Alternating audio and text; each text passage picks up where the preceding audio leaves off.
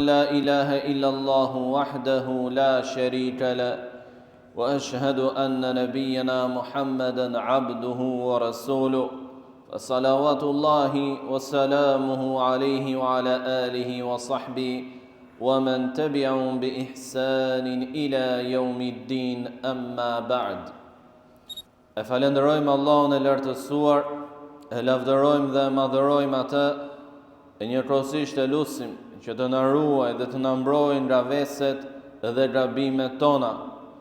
Atë që Allahu e udhëzoi në rrugën e drejtë, askush nuk mund ta humbë prej saj përveç tij, dhe atë që Allahu e humbi nga rruga e drejtë, askush nuk ka mundësi ta udhëzojë në të përveç tij. Dëshmoj se nuk ka të adhuruar me të drejtë e me merit përveç Allahut, i cili është Zoti i vetëm, nuk ka të barabartë dhe as të ngjashëm me të. Ai nuk ka nevojë për ndihmëtar dhe as për ortak. Gjithashtu dëshmoj se Muhamedi alayhi salam është rob i Allahut dhe i dërguar nga ai për mbar njerëzimin. E lutim Allahun e lartësuar që salavatet dhe selamet e tij, falet, mirësi, lavdërimet dhe bekimet e tij të jenë për profetin ton Muhammed, familjen dhe sahabët, shokët e profetit, por edhe për të gjithë besimtarët e tjerë musliman deri në fund e në vijim. Allahu i lartësuar, me anë të fuqisë së tij, urtësisë së tij dhe mirësisë për krijesat, ka krijuar fenomene nga më të ndryshmet në këtë univers. E ndërto është edhe ndërrimi i stinëve, të cilat dallojnë njëra nga tjetra në ftohtësinë e tyre dhe nxehtësinë e tjetrës. Por i gjithëmëshirshmi, i buti me krijesat e tij, e sjell të ndryshim në mënyrë graduale, me qëllim që trupat e njerëzve, por edhe gjallësat e tjera, të ambientohen dhe të përballojnë nxehtësinë apo të ftohtin e madh. Në të kundërt, nëse ky ndryshim ekstrem nga njëra te tjetra do të ndodhte në një mënyrë të shpejtë, të menjëhershme, atëherë ky do të ishte me të vërtetë një problem i madh, një shkatërim për jetën e njerëzve dhe për gjallësat e tjera për të cilat ka nevojë njeriu që të jetojë. Thot Allahu i lartësuar: inna fi khalqis samawati wal ardi wa ikhtilafi al-layli wan nahari la ayatin li ulil albab. Vërtet në krijimin e qiejve dhe të tokës, në ndërimin e natës dhe të ditës, ka argumente për ata që mendojnë. Pra nafton Allahu i lartësuar me anë të këtij ajeti kuranor që ne të meditojmë në këto shenja, në këto krijesa dhe fenomene të çuditshme nga ana e Allahut të lartësuar, për të kuptuar dhe për të ndjerë madhështinë e tij, fuqinë e tij, diturinë e tij, mëshirën, butësinë e tij e tjerë. I tillë do të jetë besimtari kur sheh apo kur dëgjon gjërat e cilat janë të çuditshme, ai duhet të reflektojë, ai duhet të meditojë, sepse zemra e besimtarit është e gjallë. Nuk është një zemër para syve të së cilës mund të ndodhë çdo gjë apo mund të dëgjohet çdo gjë dhe ajo nuk ndjen, nuk reflekton. Përkundrazi, në një hadith profeti alayhi salatu wassalam thot: ishtakat an-naru ila rabbiha, ya rab akala ba'di ba'da. Njëherë zjarri i xhehenemit u ankua tek Allahu dhe tha: o Zoti im, pjesët e mia po hajnë njëra tjetrën. Nga nxehtësia e madhe e flakëve të xhehenemit, po përpinin flakët njëra tjetrën, po hanin sektorët e xhehenemit njëri tjetrin. Atëherë thot profeti alayhi salatu wassalam, Allahu i lartësuar i lejoi xhehenemit dy frymëmarrje çiruese për të nxjerrë atë vështirësi, për të nxjerrë atë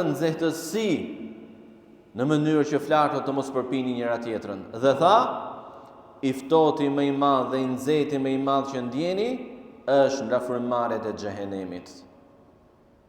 I ftohti ekstrem, i nxehti ekstrem nga frymëmarrjet e xhehenemit.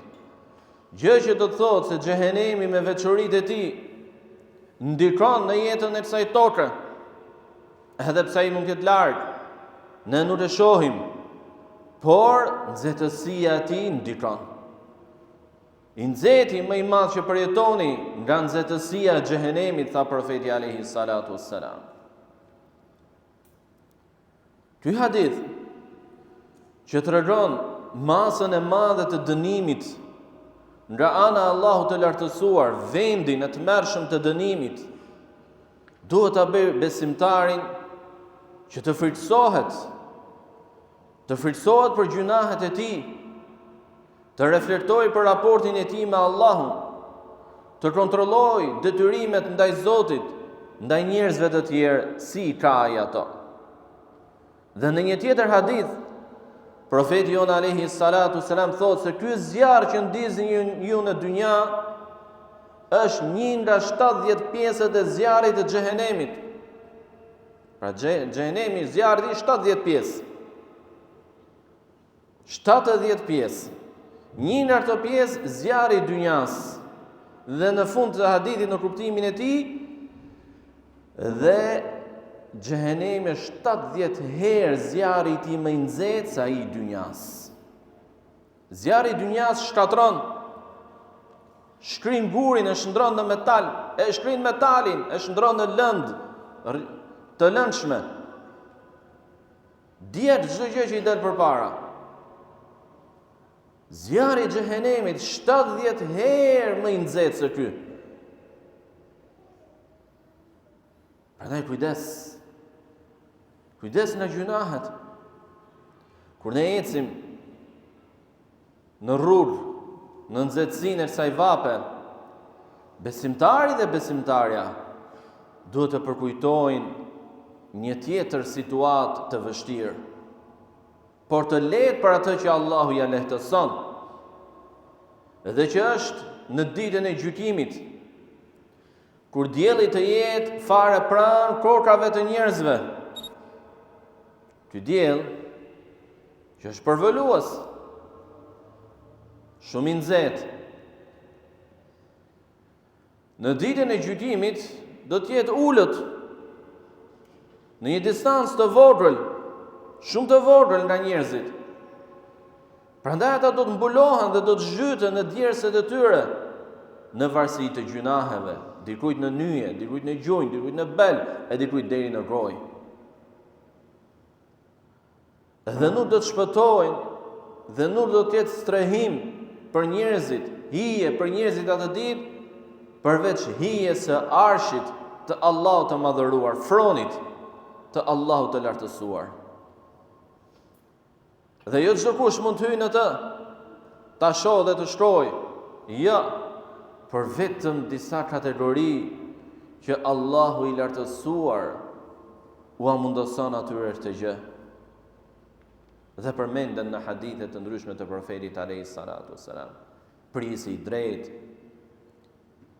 djali, njeriu i cili e lidhi zemrën me xhamin, në kuptimin që dilte prej saj dhe zemra përmalloi të vinte përsëri në xhami, nuk rrinte dot larg xhamis për të falur namazin. Ai i cili e ruajti nderin e tij, ai i cili dha sadaka në mënyrë të fshehtë, ai i cili e deshi dikën për hir të Allahut dhe jo për interesat e kësaj bote e tjerë. Këto janë fenomene nxehtësia që përjetojnë këto ditë dhe lutim Allahun azza wa jalla që ta lehtësojë për ne dhe t'i ruaj muslimanët nga dëmi i saj, ta bëj hajër për fen ton dhe dynjan ton. Duhet të jenë momente gjendje reflektimi. Muslimani është i mençur. Muslimani është largpamës. Muslimani është i ndjeshëm. Çfarë ndodh, çfarë shet, çfarë dëgjon rreth tij, reagon në mënyrën e duhur. Aqulu qawli hadha wa astaghfirullaha li wa lakum wa lisairil mu'minina min kulli dhanb fastaghfiru innahu huwal ghafurur rahim.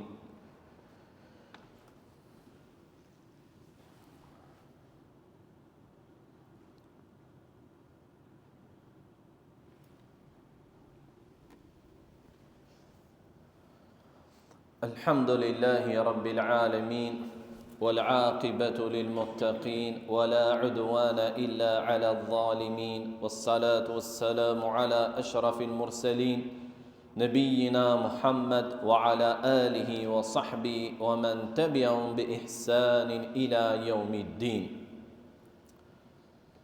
Vlen të rikujtojmë këtu një këshill që e japim çdo fillim vere, edhe që ka të bëjmë me veshjen. Disa njerëz nga nxehtësia e madhe preferojnë të veshin rroba më të shkurtra se të tjerët, flasim tek meshkujt, siç janë pantollët e shkurtra. Por duhet kemi kujdes, sepse jo çdo gjatësi apo përmasë e tyre lejohet. Duhet të jenë të gjata në atë masë sa që ti kur falesh, kur qëndron, nuk zbulohen kofshët e tua, sepse zbulimi i kofshës në namaz çon në prishjen e namazit. Zbulimi i kofshës në namaz çon në prishjen e namazit. Nëse zbulojnë gjunjët nuk ka problem, por jo më sipër. Tjetër, të kenë kujdes të blejnë, të veshin rroba të tilla që kur bëjnë lëvizje të ndryshme, si për shembull në ruku apo në sejdë, nuk zbulohet fundi i kurrizit të tyre, duke çuar në zbulimin e asaj pjese të ndenjurave. Ta themi që t'jemi më të qartë. Sepse një gjë e tillë çon në prishjen e namazit. Bëni kujdes. Sepse vini, falni namazin, mendoni se ju a pranoi Allahu dhe merrni shpërblim dhe ditën e gjykimit del pa namaz atë ditë. Mundësitë janë as pak të vështira. Vetëm kërkohet kujdes. Jo neglizhencë. Sepse do dalësh para Zotit tënd. Edhe kur del para Zotit tënd do të dalësh serioz. Serioz me ndjenjat e tua, me shpirtin tënd, por edhe me paraqitjen tënde. Të jesh i veshur në atë mënyrë që Allahu e pranon adhurimin me ato rroba. Por kështu, edhe femra muslimane duhet ta di se veshja për të është më e mirë padyshim se zhveshja. Një fenomen i keq, i rënd, i rrezikshëm që ndodh gjatë gjithë vitit, por në mënyrë të veçantë, ekstreme në verë, është edhe zhveshja grave. Deri në atë pikë sa nxjerrin gjysmën e pjesëve intime. Deri në atë pikë sa nuk kanë çfarë të fshehin të tjerëve nga ajo që ja tregojnë burrave të tyre. A kanë meshkuj në shtëpi femra të tilla? Burra, vëllezër, baballar. Nuk mund të rinë atë gjendje as në shtëpi përpara babait, përpara vëllait, përpara djalit. Akoma më keq, jashtë shtëpisë.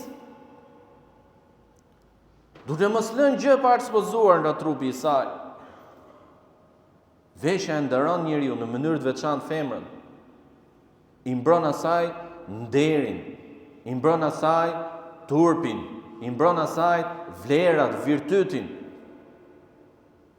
Dhe një femër e zhveshur është më e lehtë për të arritur, përflitet më shumë, gishta drejtohen drejt saj më shumë, se sa një femër serioze, rregullt në veshjen e saj, që me anë të kësaj veshje i mban larg njerëzit zullumqar, që kërkojnë të përfitojnë prej saj,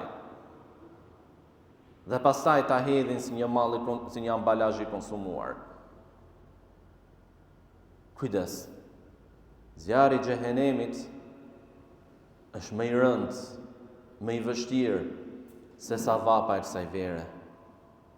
Kush bën durim dhe i ruan kufit e Allahut, përkundrejt vështirësive, ndërto dhe nxehtësisë së verës, ta di se shpërblimi ka Allahu është i madh.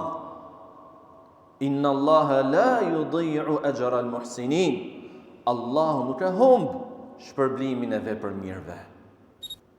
Allahu nuk e humb shpërblimin e vepërmirëve. Elusim Allahun Azza wa Jall na i fali gabimet tona, na i pranoj veprat tona të mira, t'i pranoj duat tona për ne dhe për të tjerët. Elusim Allahun e madhëruar na lehtësoj llogarinë në ditën e vështirë të gjykimit. Na bëj neve përbanorëve të xhenetit, na ruaj nga zjarri i xhehenemit, na japi neve mirësi në këtë botë dhe në botën e përtejme. Elusim Allahun e madhëruar t'i lehtësoj çështjet, problemet tona, t'i shëroj të sëmurët tanë, t'i furnizoj të varfrit tanë, t'i mbroj, t'i shpëtoj dhe t'i ruaj të shtypurit, të lënduarit dhe të dëmtuarit prej nesh. Elusim Allahun e madhëruar t'i mëshiroj të gjithë muslimanët, të gjallët dhe të vdekurit prej tyre. Allahumma salli ala Muhammedin wa ala ali Muhammad, kama sallaita ala Ibrahim wa ala ali Ibrahim innaka Hamidun Majid, wa barik ala Muhammedin wa ala ali Muhammad, كما باركت على إبراهيم وعلى آل إبراهيم إنك حميد مجيد ولو أنهم فعلوا ما يوعظون به لكان خيرا لهم وأشد تثبيتا وإذا لآتيناهم من لدنا أجرا عظيما ولهديناهم صراطا مستقيما وأقيموا الصلاة